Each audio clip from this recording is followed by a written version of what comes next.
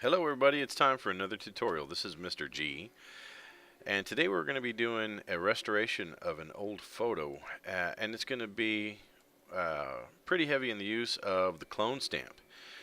Now, what I'm going to do is I'm going to go ahead and start a Photoshop file that is a portrait 8 by 10, resolution of 300, and I'm going to go ahead and do this one in grayscale because it is a black and white picture. Now I'm going to go ahead and name it last name first initial.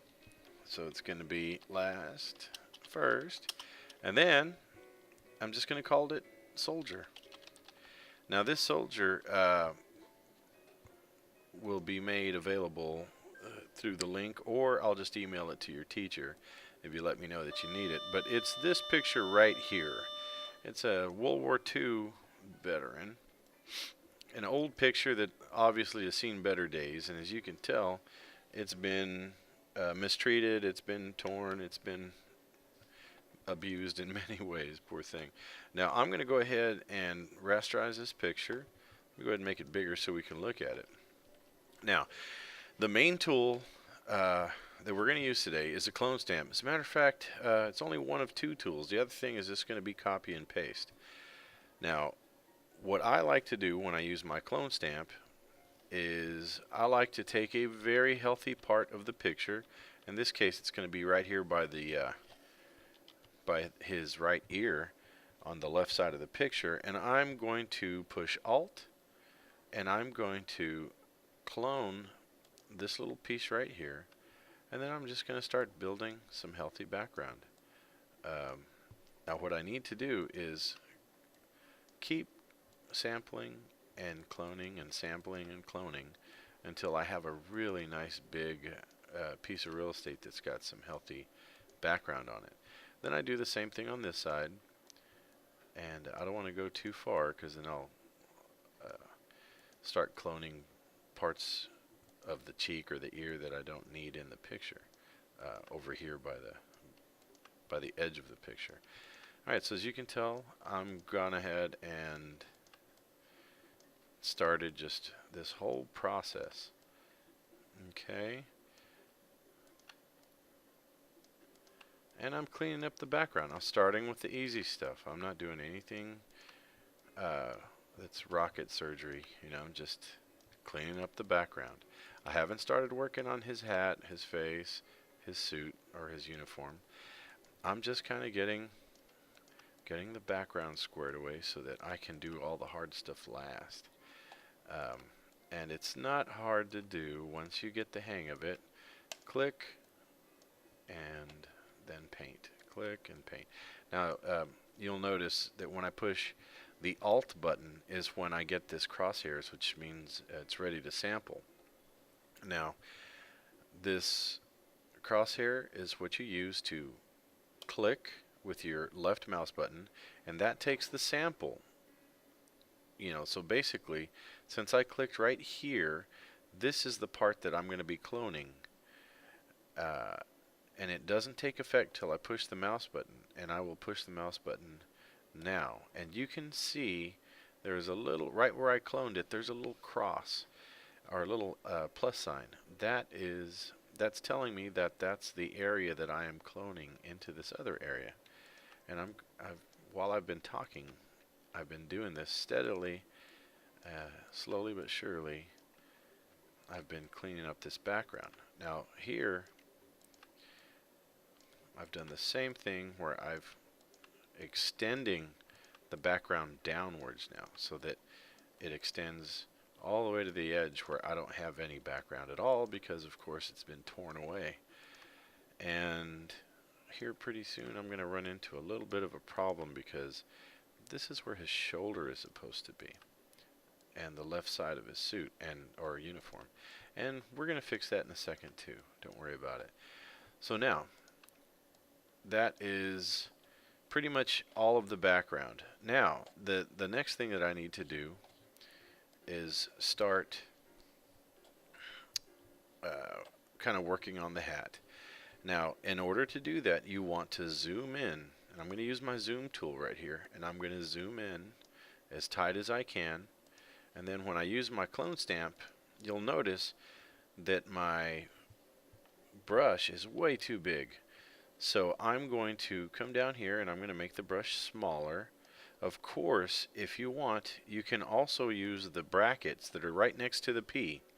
The bracket on the left, or I'm sorry, the P on your keyboard. The left bracket makes it smaller, the right back bracket makes it larger. So I'm going to go ahead and sample here, and I'm going to go ahead and start cleaning this up.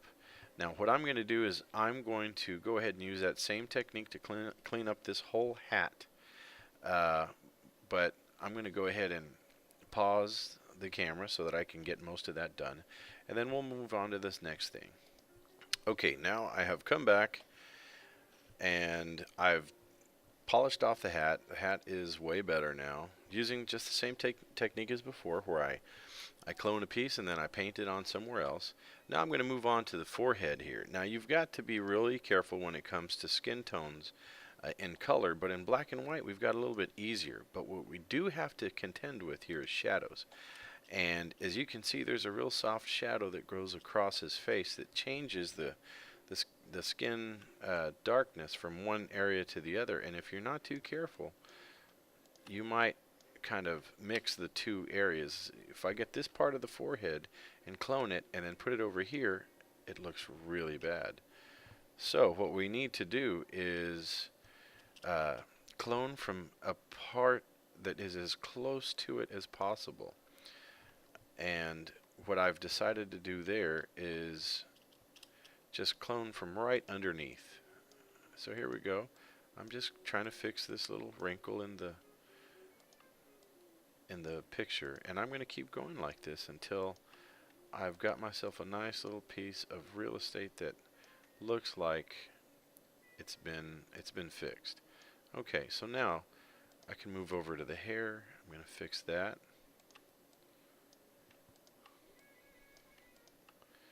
And I need to fix this little bit that I left off.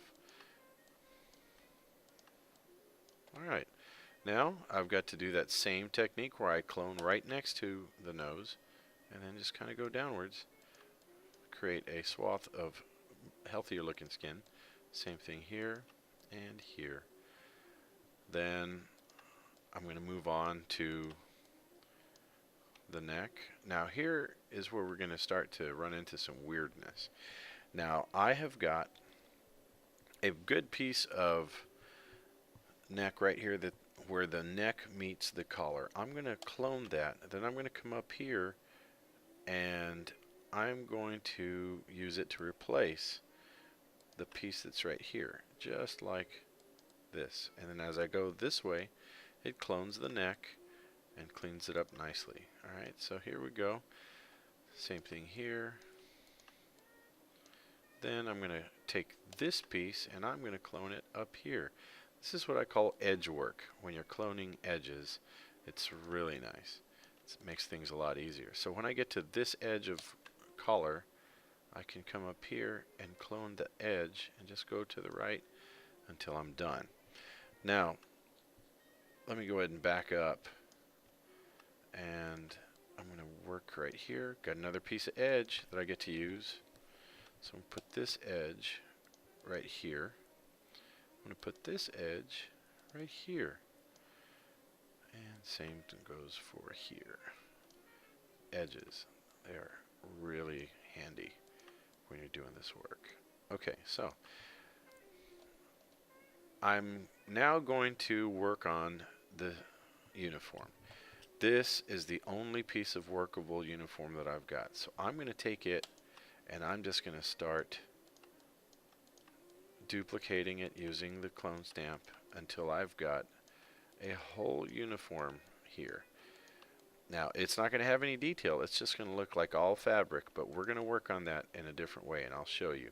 I'm going to pause that and you do that while I do my part too.